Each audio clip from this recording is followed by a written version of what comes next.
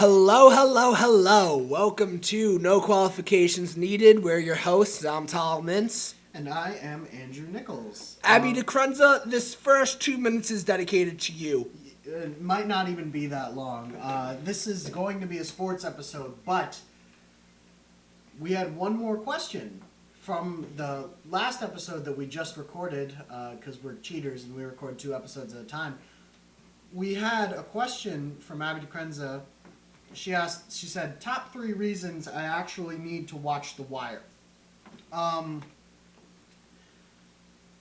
don't think it's a top 3 reasons thing. I think it's just really, I could do 3 reasons. The number 1, the show gets right urban America and just making you feel immersed in the goings on and the inner workings of a city.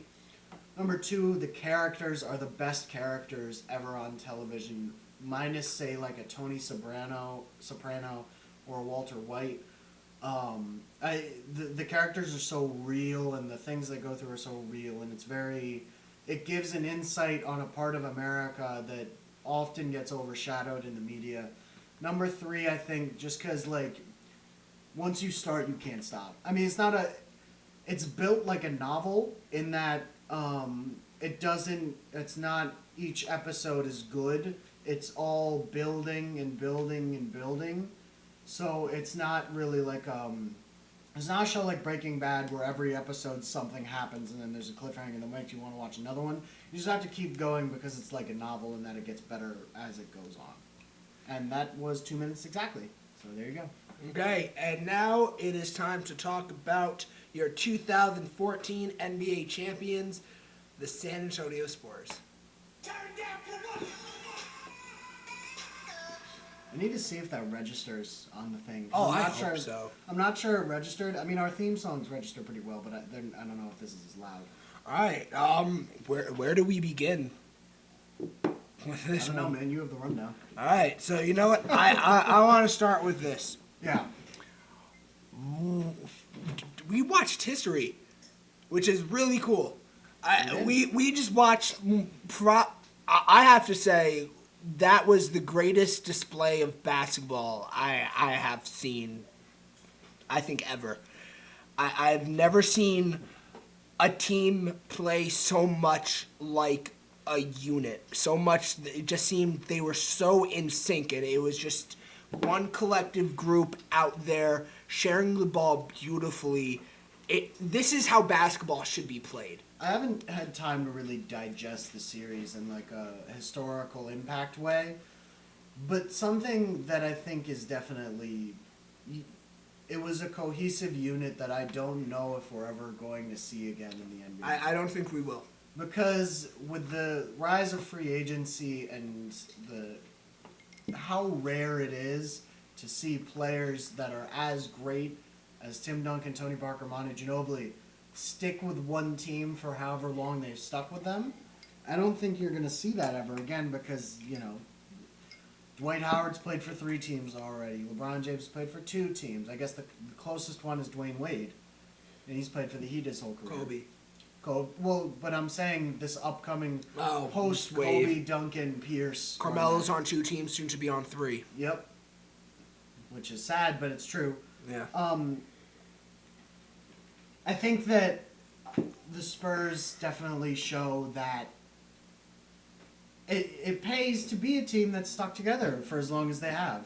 And they've played such beautiful basketball with, it wasn't 1 pick, it wasn't 2 picks, it was 3, 4, 5 picks, 6 passes, and find the openest man, if that's even It was an entire team that's philosophy was built on, let's trade a good shot for the best shot possible. And it honestly, watching them play, you saw, it made me think, how do you choose an MVP of the series? And I think Kyrie Leonard, I'll get to... Who's actually Kawhi, but we call him Kyrie. Because I think it's adorable. But Kawhi Leonard, I think, great. I'm very happy he won the MVP. I do, going into this, I said he was the X factor. And god damn did he show how much potential he has. But I think what the Spurs do, is they have guys. It doesn't lend itself to an MVP. No. It doesn't lend itself to a singular MVP. But what you see with the Spurs are guys who embrace what they need to do for the team to win. And that's just rare. And I think, Greg Popovich talked about it. When he first builds his team, adds someone, he looks at character first. And he said playing for me is not fun. It's not. You're not going to get these statistics that you could somewhere else. But you're going to play for Pop. You're going to play for a team that has the chance to contend for a championship every year. And when you have players, all these players bite into this idea, this team, as much as we saw San Antonio do, it just produced, I think, the best basketball I've ever not in person, but I got to watch. I can't remember watching a basketball game and just thinking, wow, this is how every team should play. Yeah. In a dream scenario. Yeah. So I think that you brought up a good point, which is what the Spurs do. It's hard to name a singular MVP like Kawhi Leonard. I think that it is hard. I would have made the case for co-MVPs, but I'm not sure who I'd even say for co-MVPs. Just two guys, Yeah. I would probably say Kawhi and Tim Duncan. 'Cause Tim averaged a 15 and 10 for the series. And he played the most minutes, and he is basically the heart and soul of that team. And he's their best defensive player. Yeah. Still at 38 years old. Still at 38 years old, he's their best defensive player. And what they do would not work were he not so good at recognizing when a teammate needs help defense or for him to come over to the other side of the lane and help them out, bail them out. I think that that's what's interesting. You could even make a case for Boris Diaw for Kawhi. Oh, absolutely. When he came in, his statistics aren't great for the series. He played well, but he didn't play.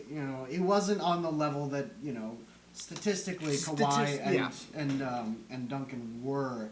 You look at his finals numbers. He averaged 6.2 points per game, 5.8 assists, and 8 rebounds. He led them in assists. 8.6 rebounds. He led them in assists, and he averaged a 6, 8, and 5, which in its own right is pretty impressive. He had a couple steals, but I think what he did, and he didn't shoot the ball that well. He shot 36%. Well, Boris Diaw, throughout his entire career, has always been, I'll pass first. He's not someone who wants to score, or it seems he's not a scoring option. Yeah. You don't want him to be your number one guy. But I think what was interesting was whenever he came in, he kind of changed the flow of the game. Because who's Miami putting on him to He's guard such him? a mismatch. He was Miami's probably biggest He's too mismatch. strong for one of the perimeter players to go after him. He could post them up really well and then play from the post, and he could either get a pass or get a shot off. I think that you could make the case for him for co-MVP. I'm not sure I would. And then the person who tweets Diaw for MVP. I meant regular season MVP. Oh, my bad. Like best player in the league. Because Boris Diaw is the best player in this league. I just don't think he was the best player in this finals. Much like LeBron is the second best player in the league, I think he actually was the second best player in the finals. If you're looking at individual players, I think LeBron played his ass off in these finals. He got nada from anyone else. Yeah. Nothing. And I think this also showed something that franchises, organizations don't realize in the NBA is that an individual guy is not going to win an NBA championship by himself. And there was, Miami just looked tired, and we can go on what happened with Miami, but straight out they got beat. They got beat by a better team. And I chose Miami thinking that the best player on the planet, besides Boris Diaw, is going to, just demand a ring. Is going to have a Michael Jordan or a Kobe moment and just everyone get a board, but no, but I think what was interesting was he had that type of series where if the rest of the team was playing well and they had won, The whole story would have been, wow, LeBron, he had what a finals. He had 28.2 points, 7.8 rebounds, 4 assists, 2 steals a game, and shot 57% from the field and 51% from three-point range. Yeah. I mean, that's incredible. That's a great finals. That's a great finals. But what are you going to do when, the Yeah. other team is shooting the lights out and playing amazingly on the defensive and offensive end? There's nothing to do. At the gym, I heard someone say, "Oh, Miami gave this to the Spurs. LeBron should have scored 50." That's not basketball. That's not how you're going to win. It's not going to against help. the San Antonio. Yeah. Well, but my thing is with the super LeBron haters, they would say anything. Yeah. If they had lost and he had been passing the ball, and he had get put up 50, it would have been, oh, he's being too selfish. He needs to get his teammates involved. But now when he's trying to take over, when he's passing, it's, oh my God, he needs to take over. Jordan would add 50, whatever. I think it's time to stop comparing him to Michael Jordan because they're fundamentally different players. Oh, I think Bill Simmons said one of the smartest things in the book of basketball.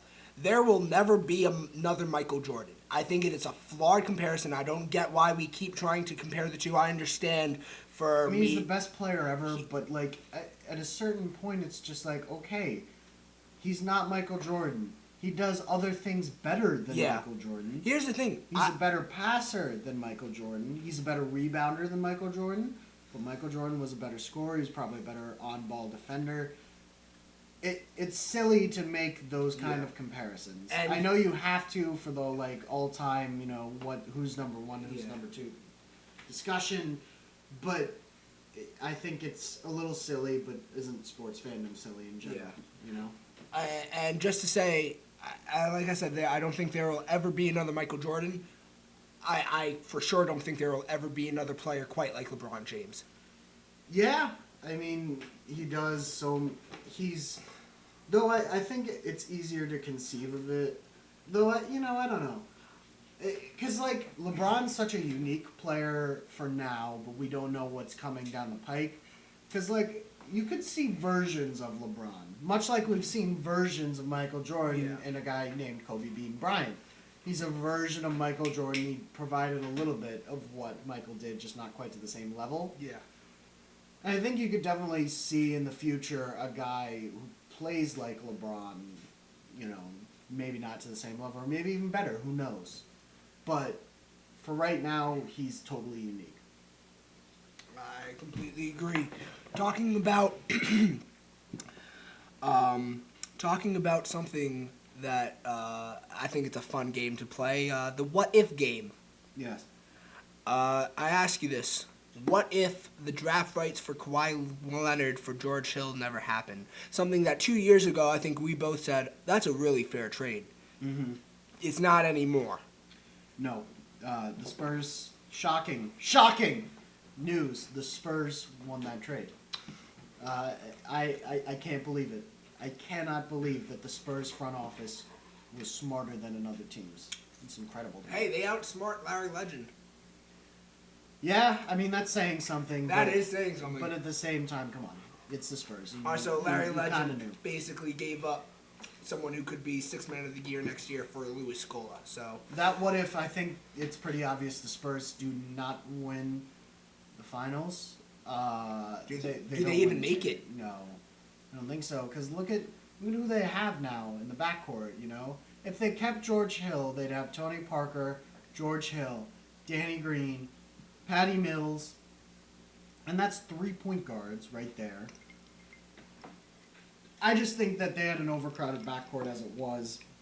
And you know what? I think if Kawhi Leonard goes to the Pacers, I don't think and a lot of people just credit the Spurs system for Leonard. No, he's a great talent. He has so much potential. But I think if he goes to the Pacers, he's sitting up on the bench for a while behind, the likes of Danny Granger and Paul George at the time. Yes, I agree. But I would qualify that by saying if they decided to go with a big ball lineup. You've always wanted Paul George at that shooting guard spot. I do. Because think about this, okay? You know what? Make Danny Granger your sixth man. And let's say your starting five is Paul George. You go total big ball. You have Lance Stevenson at point, which is funny to say. I guess no. You would have to you'd have to pick up a free agent whatever point guard, fill-in point guard. Paul George at shooting guard, Kawhi Leonard at small forward, David West at power forward, and Roy Hibbert at center. Tell me, how does any team score on that team? Literally, you could make Kawhi Leonard's arms and make him go arm to arm with Paul George, and I think they'd stretch around the entirety of the three-point line. And then you have Roy Hibbert on the inside. I just don't see how anyone scores on that team. And here's the thing. I like that. I just don't think. I think part of Leonard's development is not. It's largely due to the. Well, but I think he was a great perimeter defender, even just coming out. Oh, he was, but he was not a shooter at all. No one. That was one of his biggest knocks coming out. That he couldn't. And he's pretty. He can be deadly from the corner three, and a little bit off the dribble now, as we saw in the finals. Yeah, and you know what? We're talking about Leonard, and people already getting a lot of hype about him. Is he the next? Oh, is he Paul George or anything like that? And let Leonard be Leonard right now, because I think he is someone who he does in a way remind me of LeBron James. Not in terms of. I don't know if he's good offensively. He's not as good offensively, but I think he could. Like I said, I don't think there will be another LeBron James, but I think Leonard is someone who is very team first, and he does what they need to do for them to win. And Leonard gets those rebounds. He can get those points. He's a crazy, crazy good defender, which is the most overlooked part of basketball. Mm-hmm. It's 50% of the game. And no one talks about it. Yeah. Which is sad. But, I think Leonard, he's the future of the franchise. Yeah. Everyone says that. Everyone in that Spurs locker room says that, and in the organization says that. I think right now it's foolish to expect him to be the face of the franchise. No, and I don't think he is, even when... Dude's 22. Yeah, when Duncan leaves. Same age as Miley Cyrus. Yeah. When Duncan leaves and when Ginobili leaves... And Leonard and Parker and Danny Green and Diaw and Splitter are your starting five. Leonard, I think, will start, putting up higher offensive numbers. That worries me, by the way, when Duncan retires. Because that means Popovich is retiring, too. And it's,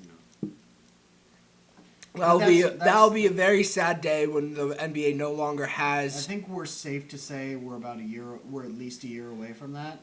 I mean, it depends on Duncan now. If you're Duncan, do you think, we have enough to definitely get this repeat? And I do think... they do. I do think, but, honestly, I think maybe there's a part of Tim Duncan, and this is what I think, you just won your 5th NBA championship. That just puts you on place. You can kind of drop the greatest power forward and just talk about he's one of the... center. Yeah. And talk about, he's one of the greatest players. He's one. Who is it? Zach Lowe always makes that point. People say, "Oh, he's the greatest power forward ever." That diminishes him because he's more than that. He's he belongs in that. Is he a top 5 player ever discussion? He belongs in that discussion rather than just, oh yeah, he's best power forward ever, which isn't saying much because who's next best? Karl Malone, So I don't know. Yeah. Moving on with this. Tell me. Sorry. Mario Chalmers. We're gonna give you some airtime. Cause that's more than you put in the NBA Finals. So we'll give you some time right now in the podcast. Oh, Mario. He was awful. Awful. He was awful. He couldn't defend anyone. He couldn't score anything. He cost himself, poor Mario, he cost himself so much money. Oh, yeah. In free agency. He's a free agent this upcoming summer. Yeah. Oh, God. That poor guy. Is he back in Miami next year? Who else is going to offer him anything? I mean, God, did you see that finals performance? It wasn't just the finals. It was leading up to it. He wasn't good in the Pacers series either. I mean, He really shot the bed. And the thing that Spoelstra couldn't play him. He stopped starting him in the middle of the series. He could not play him. Chalmers finals 4.4 points. Hello, folks. Hello. We are joined by all of the people. Oh my God. What the fuck is going on? State your names, please, because we're Michael Graziano, best friend of both hosts. Okay. Markell Jones, star guest appearance. It's Lou. Lucas, just found on the road. So do we want to make this a 6-man pod or what? Yeah. Or are we just going to cut it off at the What are we 20-minute mark? We're talking about NBA Finals. I can chip in. Okay, chip in, please, Markell. What are we talking about? I mean, what? We were just talking about Mario Chalmers. Where is it? I can't find it. Mario Chalmers. Let me tell you something about Mario Chalmers. He's a dear friend of mine. And let me tell you, he showed flashes of brilliance last year. And now it's all gone. They need to get rid of him. I'm sorry. Drops the mic. He's a bona fide scrub. Yeah, we're making it a standing pod now. We all just stood up. It's going to be great. No, I need to sit. Okay, now we're all sitting again. I don't have enough checkers. Hit what? Oh, right. Hang on. We have a drop now. Anyway. Everyone just danced, by the way. Yeah, of course they do. Do they know about Rockies, your podcast listeners? Because that's where we're headed. I feel like we just ruined it. Yeah. No. Okay. So we're gonna. Here's the Do thing. you want food? We'll come back. Yeah. No. We're gonna drop the mic right here. This is just we're calling it an episode. All right. We got our thing on. Yeah, thank you very much for listening. 22 minutes. We're good. Because I was going to spend the next 20 minutes talking about. Guest appeaences by. Damn it! This is gonna be a long ass description. You're welcome. Okay. I'll be back, I promise. Make sure you save me as Long Dick Jones.